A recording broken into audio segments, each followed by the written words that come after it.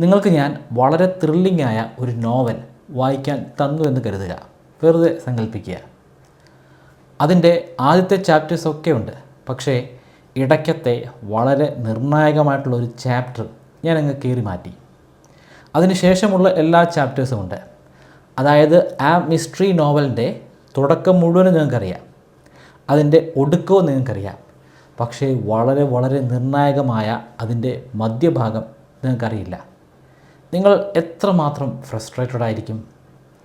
ഇതേ സിനോറിയോ തന്നെയാണ് കഴിഞ്ഞ കുറേ പതിറ്റാണ്ടുകളായി നമ്മുടെ ഗവേഷകരും അനുഭവിച്ചുകൊണ്ടിരിക്കുന്നത്. മനുഷ്യരുടെ ഈ കാലഘട്ടം നമുക്കറിയാം. കുറേയധികം വർഷങ്ങൾക്ക് മുമ്പുണ്ടായിരുന്ന നമ്മുടെ പൂർവികരുടെയും അറിയാം. അതിനിടയിൽ ഒരു സ്റ്റേജുണ്ട്, ഒരു മിസ്സിങ് സ്റ്റേജ്. ശരിക്കും നമ്മളാകാൻ കാരണമായിട്ടുള്ള ഒരു വലിയ മാറ്റം ആ മിസ്സിങ് സ്റ്റേജിലാണ് നടന്നത്. എന്നാൽ ഇത്രയധികം വർഷമായിട്ടും നമുക്ക് ആ മിസ്സിങ് സ്റ്റേജിനെക്കുറിച്ച് മനസ്സിലാക്കാൻ കഴിഞ്ഞില്ല. പക്ഷേ ഇപ്പോൾ കാര്യങ്ങൾ ആകെ മാറി മറിഞ്ഞിരിക്കുന്നു. കൃത്യമായി പറഞ്ഞാൽ 2026 ജനുവരി മാസം 7-ാം തീയതി ഒരു ശാസ്ത്ര പ്രബന്ധം പബ്ലിഷ് ചെയ്തു. ആ പ്രബന്ധം പബ്ലിഷ് ചെയ്തതോടുകൂടിയാണ് ഇതുവരെയുള്ള പല പഠനങ്ങളും തെറ്റാണെന്ന് നമുക്ക് മനസ്സിലാക്കാൻ കഴിഞ്ഞത്. ഏകദേശം 7,75,000 വർഷങ്ങൾക്ക് മുൻപുള്ള ഒരു കാലഘട്ടത്തിൽ നടന്നിട്ടുള്ള വിചിത്രമായ ഒരു സംഭവം നമുക്ക് മനസ്സിലാക്കാൻ കഴിഞ്ഞു. കാസാബ്ലാങ്കയിലെ ഒരു നിഗൂഢത നിറഞ്ഞ ഗുഹയിലൂടെ. കാസാബ്ലാങ്ക എന്ന് കേൾക്കുമ്പോൾ നമ്മുടെ മനസ്സിലേക്ക് ഓടി വരുന്നത് ലോകത്തിലെ ഏറ്റവും മനോഹരമായിട്ടുള്ള ചിത്രങ്ങൾ ഒന്നായ കാസാബ്ലാങ്കയായിരിക്കും. എന്നാൽ കഥ മാറുകയാണ്. അതൊരു ഡ്രമാറ്റിക് മൂവിയായിരുന്നു. എന്നാൽ മൊറോക്കോയിൽ സ്ഥിതി ചെയ്യുന്ന കാസാബ്ലാങ്കയിലെ ആ ഗുഹയിൽ നിന്നും ആർക്കിയോളജിസ്റ്റുകൾ ഇപ്പോൾ പരിധിയെടുത്തിരിക്കുന്നത് അതിനേക്കാൾ ത്രില്ലിംഗ് ആയിട്ടുള്ള മറ്റൊരു ഡ്രമാറ്റിക് കഥയാണ്.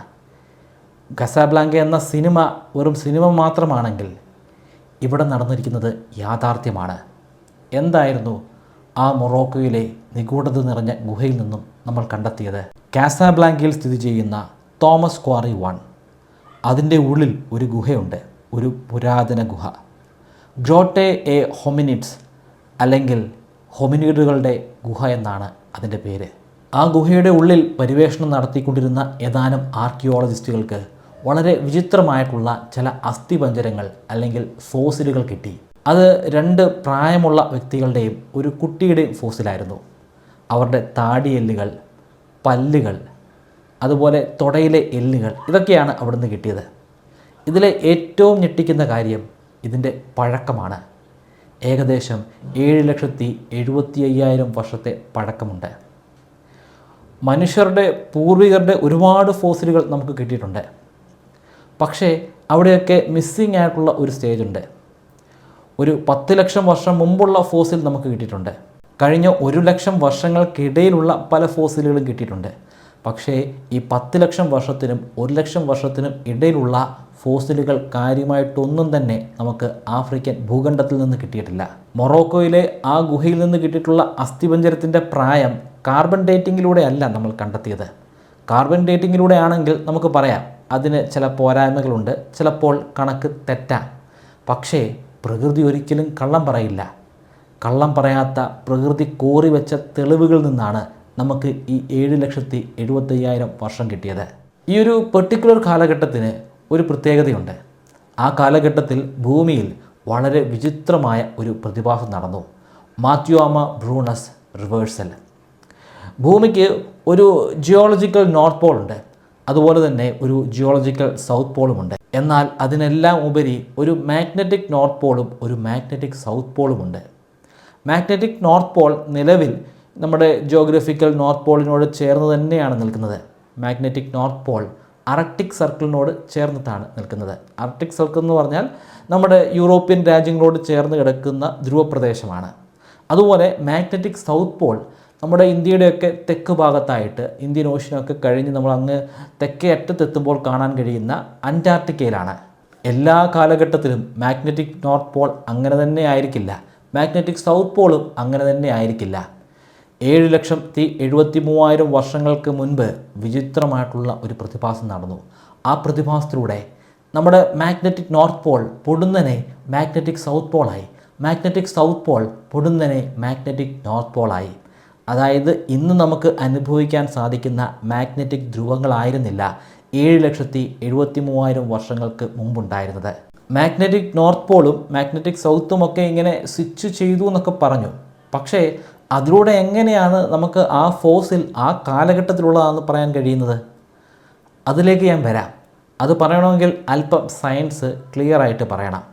ഈ വീഡിയോയുടെ അവസാന ഭാഗങ്ങൾ ഞാൻ ആ കാര്യങ്ങൾ വിവരിക്കാം. ഇപ്പോൾ നമുക്ക് ആ ഫോസിലിലേക്കും അതിൻ്റെ പ്രത്യേകതയിലേക്കും മടങ്ങിപ്പോകാം. ഭൂമിയിൽ മനുഷ്യരുണ്ടാകുന്നതിനും ഒരുപാട് വർഷങ്ങൾക്ക് മുൻപ് ഇവിടെ വേറെയും മനുഷ്യരുണ്ടായിരുന്നു. എന്നാൽ അവരാരും ഹോമോസാപ്പിയൻസ് ആയിരുന്നില്ല. ഹോമോ എന്ന പേരിൽ തന്നെ തുടങ്ങുന്ന മനുഷ്യരുടെ വേറെ സ്പീഷീസുകളായിരുന്നു.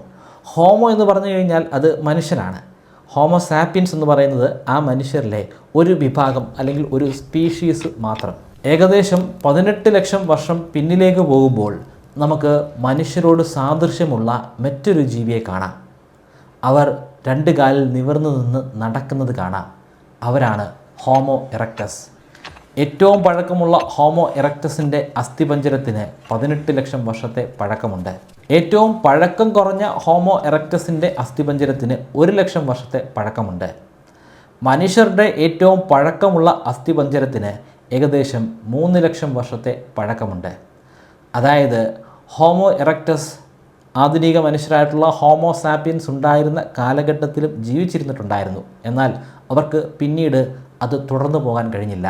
ഈ കണക്ക് കേൾക്കുമ്പോൾ മൊറോക്കോയിൽ നിന്ന് നമുക്ക് കിട്ടിയത് ഹോമോ എറക്ടസിൻ്റെ അസ്ഥിപഞ്ജരമല്ലേ എന്ന് ചോദിച്ചു കഴിഞ്ഞാൽ അങ്ങനെ ആകാം എന്ന് നമുക്ക് പറയാം. പക്ഷേ ചില പ്രശ്നങ്ങൾ അവിടെയുമുണ്ട്. ഹോമോ എറക്ടസിൻ്റെ താടിയെല്ലിനോട് വളരെ സാമ്യമുള്ള താടിയെല്ലാണ് മൊറോക്കോയിൽ നിന്ന് കണ്ടെത്തിയത്. രണ്ടിനും നല്ല കട്ടിയുണ്ട്. എന്നാൽ പല്ല് കുറേ കൂടി വ്യത്യസ്തമാണ്. ഹോമോ എറക്ടസിൻ്റേത് കുറച്ചുകൂടെ പ്രാകൃതമായിട്ടുള്ള പല്ലുകളാണെങ്കിൽ മൊറോക്കോയിൽ നിന്ന് കണ്ടെത്തിയത് അങ്ങനെ പ്രാകൃതമായിട്ടുള്ള പല്ലല്ല, കുറച്ചുകൂടെ അഡ്വാൻസ്ഡ് ആണ്. അതായത് ഹോമോ എറക്ടസ് എന്ന് കൃത്യമായിട്ട് പറയാൻ കഴിയില്ല. അതിൽ നിന്ന് കുറേ മാറ്റങ്ങൾ സംഭവിച്ചിട്ടുണ്ട്. ഇവിടെ നമ്മൾ കൂട്ടി വായിക്കേണ്ട മറ്റൊരു കാര്യം കൂടിയുണ്ട്. ഏകദേശം 6 ലക്ഷം മുതൽ 7 ലക്ഷം വർഷങ്ങൾക്ക് മുൻപുള്ള കാലഘട്ടത്തിൽ ആഫ്രിക്കയിൽ മാത്രമായിരുന്നു മനുഷ്യരുണ്ടായിരുന്നത്. വേറെ എവിടെ നിന്നും നമുക്ക് മനുഷ്യരുടെ ഒരു ഫോസിലും കിട്ടിയിട്ടില്ല. പക്ഷേ 6 ലക്ഷം വർഷങ്ങൾക്ക് അല്ലെങ്കിൽ 7 ലക്ഷം വർഷങ്ങൾക്ക് മുമ്പുള്ള കാലഘട്ടത്തിൽ മനുഷ്യർ 2ആയി വേർപിരിഞ്ഞു.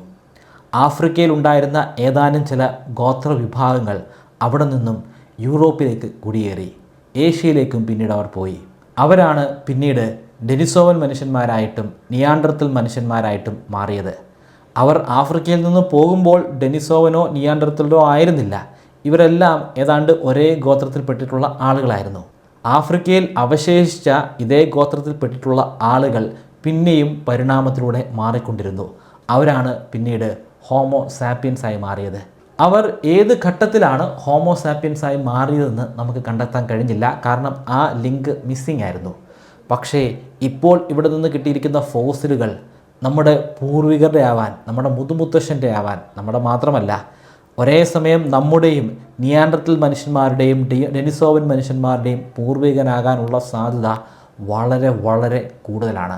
കഴിഞ്ഞ കുറേ വർഷങ്ങളായി പാലിയന്തോളജിസ്റ്റുകൾ പറഞ്ഞിരുന്നത് ആധുനിക മനുഷ്യൻ്റെ കളിത്തൊട്ടിൽ അവർ ഉണ്ടായി വന്ന ആദ്യ കാലഘട്ടത്തിലെ പ്രദേശം അത് ഈസ്റ്റ് ആഫ്രിക്കയാണെന്നാണ്. അതായത് ഈ കാലഘട്ടത്തിലെ എത്യോപ്യ, കെനിയ ഒക്കെ വരുന്ന ഒരു ഭൂഭാഗം. പക്ഷേ ഏറ്റവും പുതിയ ഈ കണ്ടെത്തലുകൾ സൂചിപ്പിക്കുന്നത് അത് അങ്ങനെയല്ലെന്നാണ്. കാരണം അതിനും വർഷങ്ങൾക്ക് മുമ്പ് ആഫ്രിക്കയുടെ മറ്റു കോണുകളിൽ മനുഷ്യരുണ്ടായിരുന്നു. അവരുടെ അസ്ഥിപഞ്ജരമാണ് ഇപ്പോൾ നമുക്ക് കിട്ടിയത്. മൊറോക്കോ എന്ന് പറയുന്നത് നോർത്ത് ആഫ്രിക്കയാണ്. അത് ഈസ്റ്റ് ആഫ്രിക്കയിൽ നിന്നും വളരെ വളരെ അകലെയാണ്.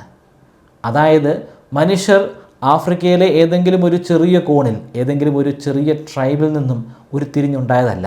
മറിച്ച് ആഫ്രിക്ക എന്ന ഒരു വലിയ വൻകരയുടെ വിവിധ മേഖലകളിൽ നിന്ന് അനേകം വർഷങ്ങൾ കൊണ്ട് ഉരുത്തിരിഞ്ഞുണ്ടായതാണ്. നമ്മുടെ മുതുമുത്തശ്ശന്മാർ കഴിച്ചിരുന്ന ഭക്ഷണം എന്താണെന്നും ഈ ശാസ്ത്രപ്രബന്ധത്തിൽ പറയുന്നുണ്ട്. അവരുടെ അസ്ഥിപഞ്ജരം കിട്ടിയിട്ടുള്ള അതേ പ്രദേശത്ത് നിന്ന് തന്നെ അതേ കാലഘട്ടത്തിൽ തന്നെ ജീവിച്ചിരുന്ന സീബ്രകളുടെ അസ്ഥിപഞ്ജരവും കിട്ടിയിട്ടുണ്ട്. ആ അസ്ഥിപഞ്ജരത്തിലെ അസ്ഥികൾക്ക് ചില പ്രത്യേകതകളുണ്ടായിരുന്നു. ആരോ കൂർത്ത കല്ലുകൾ ഉപയോഗിച്ചിട്ട് ആ അസ്ഥിപഞ്ജരത്തിൽ അല്ലെങ്കിൽ ആ അസ്ഥിയോട് ചേർന്ന് കിടന്നിരുന്ന മാംസം വടിച്ചെടുത്തിട്ടുണ്ട്.